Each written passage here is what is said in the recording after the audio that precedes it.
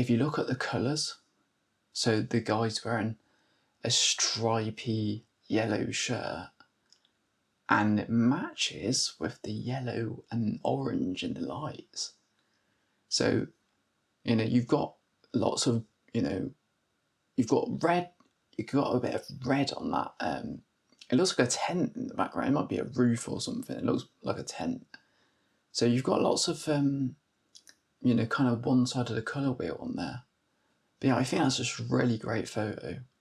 Hello, I'm Tommy, and welcome back to TR Street Mag, the show that provides you with valuable street photography insights, new perspectives, and helps you become more creative.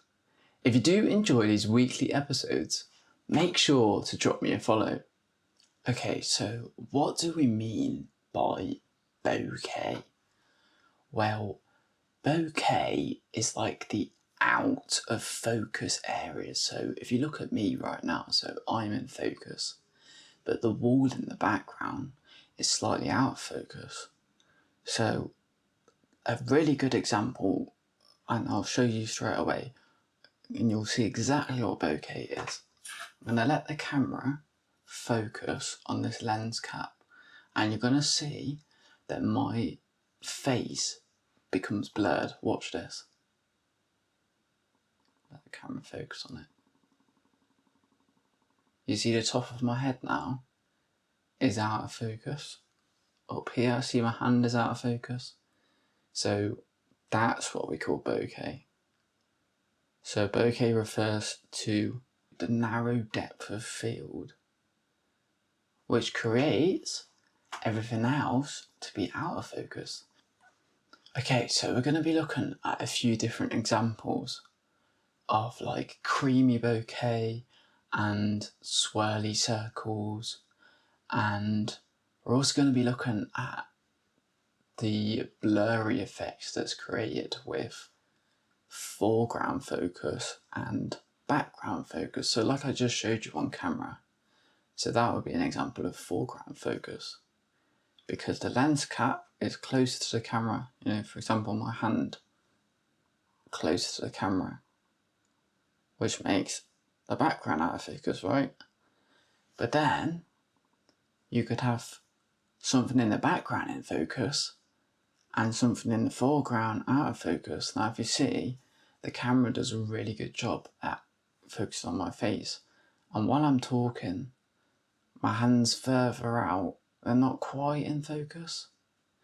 But we'll dive into this and we'll show you some examples. Right, we're going to head over to Visco, because Visco is a really creative website with some great photographers on there, and it's really easy to find bokeh photos because you can just search the word bokeh, and anyone who's used the hashtag, it will just come up. It's one of the great things that I like about this app. So yeah, so let's start looking at some photos. Okay, so the first photo that I've pulled up, what I really like about this photo is that it's got everything going for it. You've got the separation between the model and the background. So this is our example of this has got lots of different examples actually. It's got the foreground focus off the subject is quite close to the camera. It's also got what they call the creamy bokeh or soft blur. It's got that soft blurry effect. Now with portraits, a really easy way to achieve that strong bokeh effect on a higher aperture number is by using a longer focal length. We use a longer focal length like a 90mm. You could have a 90mm f4, right? And because of compression, it basically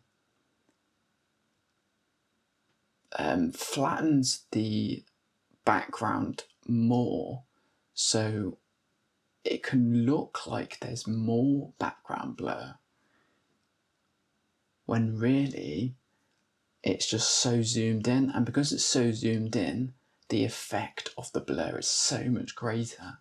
So with this photo that I've got out on the screen, what I really like about it is, if you look at the colours, so the guy's wearing a stripy yellow shirt, and it matches with the yellow and orange in the lights. So, you've got lots of, you've got red, you've got a bit of red on that. It looks like a tent in the background. It might be a roof or something. It looks like a tent. So you've got lots of, kind of one side of the colour wheel on there. But yeah, I think that's just a really great photo. And, it's something you can experiment with, especially with like street portraits. I think this is really, really cool kind of photo. Okay, so this photo, it kind of stood out to me because, so we've got foreground elements that are out of focus and our background that's in focus. Whereas in the last photo we had background, so we had background blur in the last photo. Now we've got foreground blur and background in focus, right? So this is kind of it's really my style. I like to have some sort of visual element on the sides. Okay, so here's a photo that I took. Now, believe it or not, this is actually a photo from my bedroom window off the street outside. So I used the really low number on my aperture. I think it was about f1.8. So by doing this, we get those big, you see those big bokeh balls. So bokeh balls are those big round circles, yeah. You can play around with your focus. When you're in manual focus, you can switch between something that's really up close and something that's kind of in the background, right?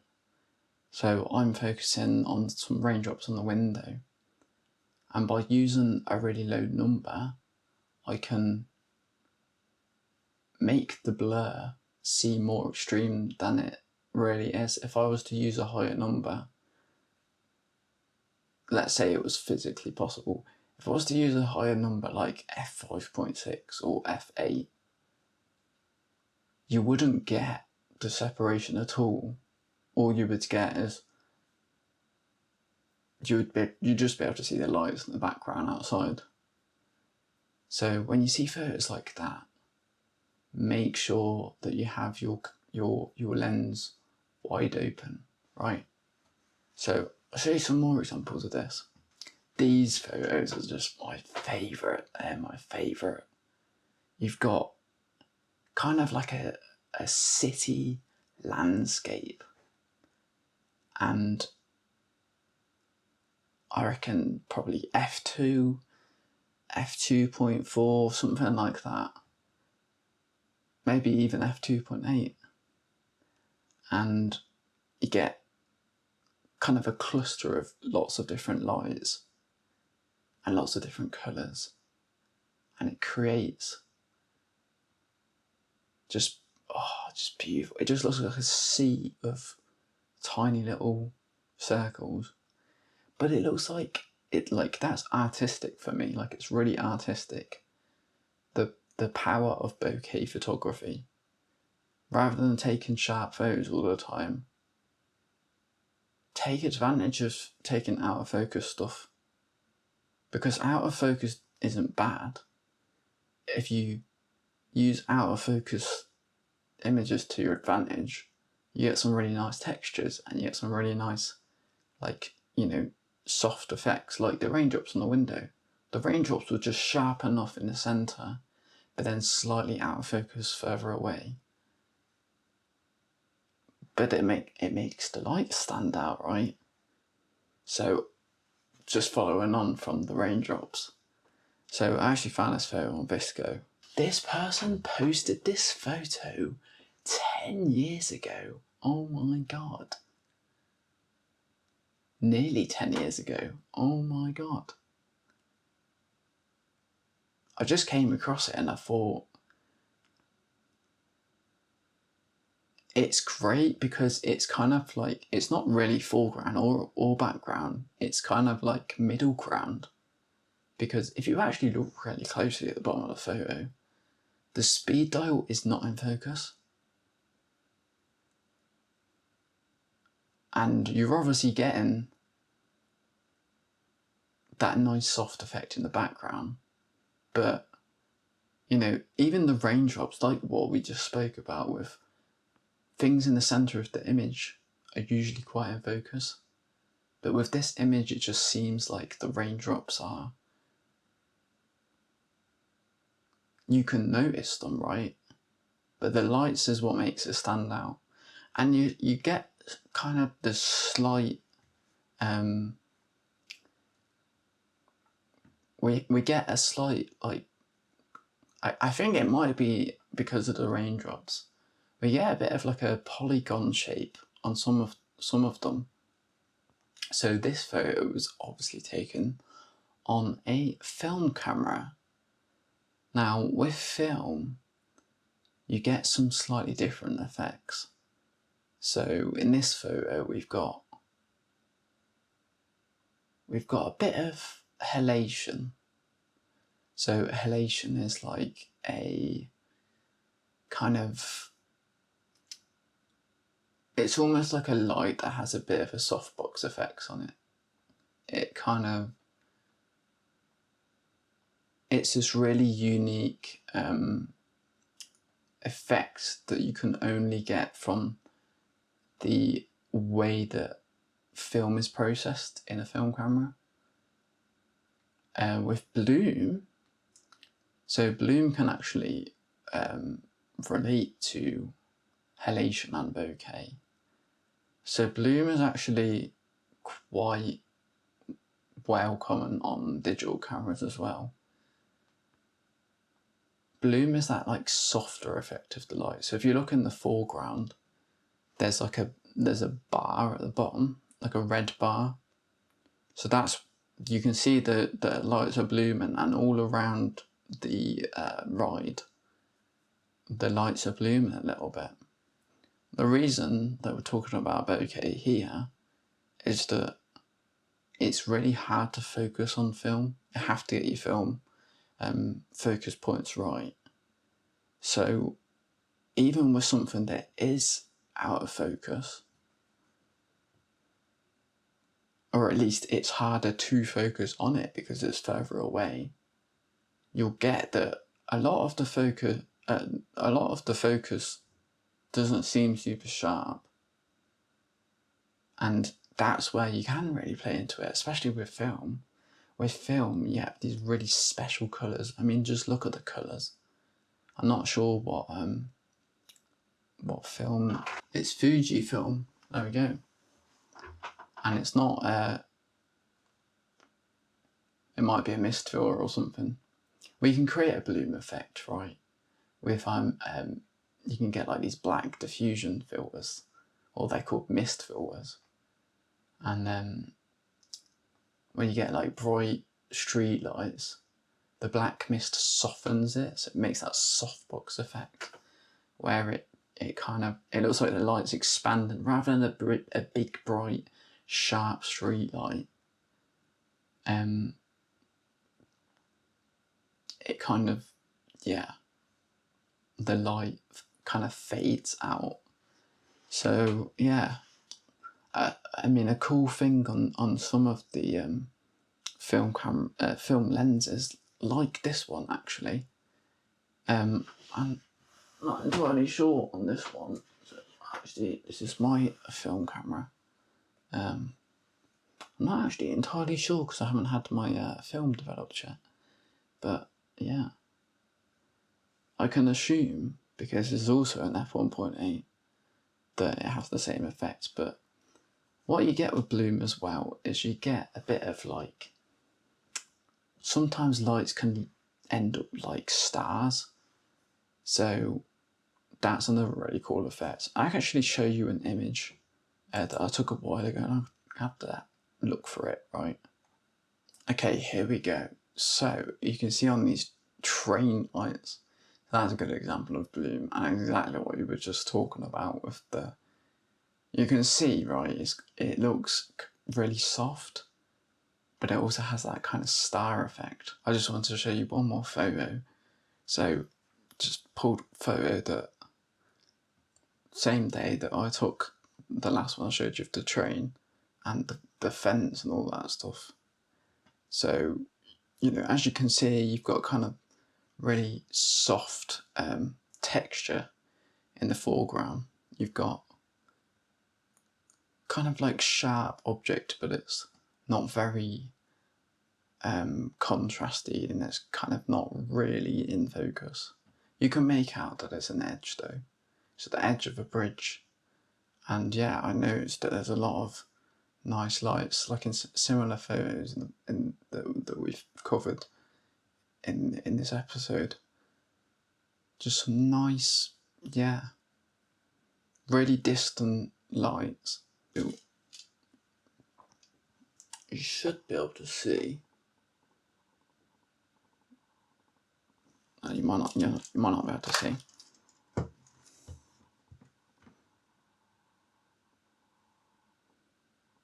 You can see, right, it's hexagonal. Move it a bit further back. You should be able to see that that's hexagonal. It's not fully round. So what apertures would I recommend that you try and experiment with? So the apertures that I would recommend would be f1.8 for sure, cheapest, most budget, you know, trial and error number that you can use. f2, you know, if you can, I mean, there's like a Sigma f1.4, I think it's a 35mm f1.4, and it's quite budget friendly, to be fair. You don't have to go below f1.8. I mean, there's lots of great options out there with the compression. If you manage to find an f1.8 at a longer focal length, you're kind of going to get the same effects as you are at f1.2.